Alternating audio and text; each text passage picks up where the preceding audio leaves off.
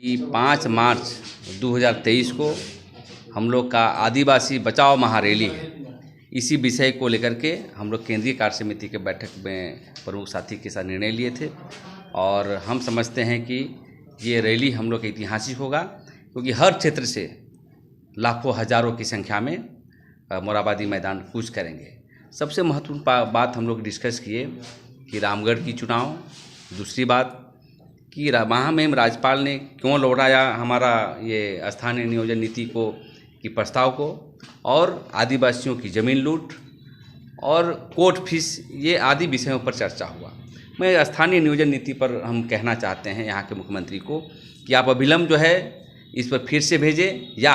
सर्वदलीय बैठक करके विधि विभाग से सहमति लें, और हो सके तो स्पेशल फिर से आप स्थानीय नियोजन नीति पर एक बहस हो कि क्या होना चाहिए, बहस करके आप इसको आगे बढ़ाइए। और हमारा डिमांड होगा कि अन्य राज्य में बनाया गया है, कर्नाटक में बनाया गया है, आपको आंध्र प्रदेश में बनाया गया है संविधान के अनुच्छेद 371 के माध्यम से, तो यहाँ पर भी क्यों नहीं बनेगा। आज सबसे बड़ा जो है स्थानीय नियोजन नीति के अभाव में हमारे लोग पलायन कर रहे हैं, अन्य राज्यों में नौकरी खोज रहे हैं। हमारे लोग देख रहे हैं कि सुनने में रामगढ़ में 1000 छात्र चुनाव लड़ रहे हैं, जबकि यहाँ पर नौकरी करनी चाहिए थी, उनको अफसर बनना चाहिए था। ये बहुत बिंदु है। तो मैं एक भारतीय जनता पार्टी ही नहीं, झारखंड मुक्ति मोर्चा, भारतीय जनता पार्टी, कांग्रेस, सभी पार्टी को हम दोषी मानते हैं, क्योंकि 21 वर्ष हो गए महाराज, आप कभी डिस्कस भी नहीं करते हो। सिर्फ यहाँ के यदि आप लिंगर करेंगे, लेट होगा तो यहाँ के आदिवासी मूलवासी छात्र जो है पीछे हो जाएगा। इसलिए मैं मांग करना चाहता हूँ यहाँ के मुख्यमंत्री से, माननीय हेमंत सोरेन जी से, कि अविलंब इस प्रस्ताव को भेजें, नहीं तो अपने लोगों को भी विरोध करेंगे और रोड में उतरने का काम करेंगे। हम लोग किसी को बख्शने वाले नहीं हैं, क्योंकि स्थानीय नियोजन नीति 21 वर्ष हो गए, अनेक नेता बन गए, बहुत लोग विधायक बन गए, और छात्र उग्र है, कसक है, रोड में उतर रहे हैं। इसीलिए आज इस बैठक में सबसे महत्वपूर्ण चीज़ है कि हमारा 5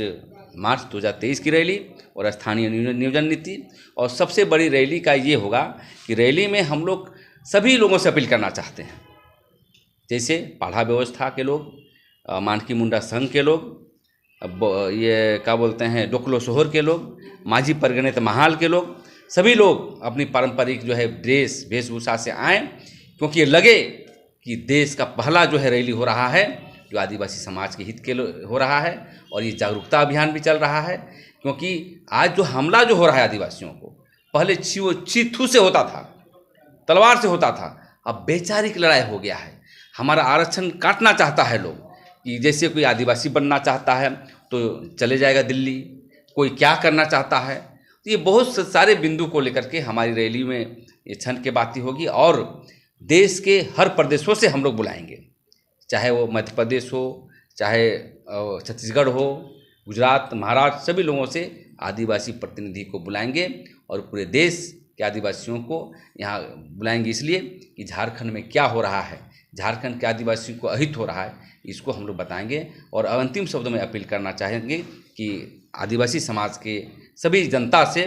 कि निवेदन है कि 5 मार्च 2023 को आदिवासी बचाओ महारैली में आएँ और अपनी चट्टानी एकता का परिचय देने का काम करें।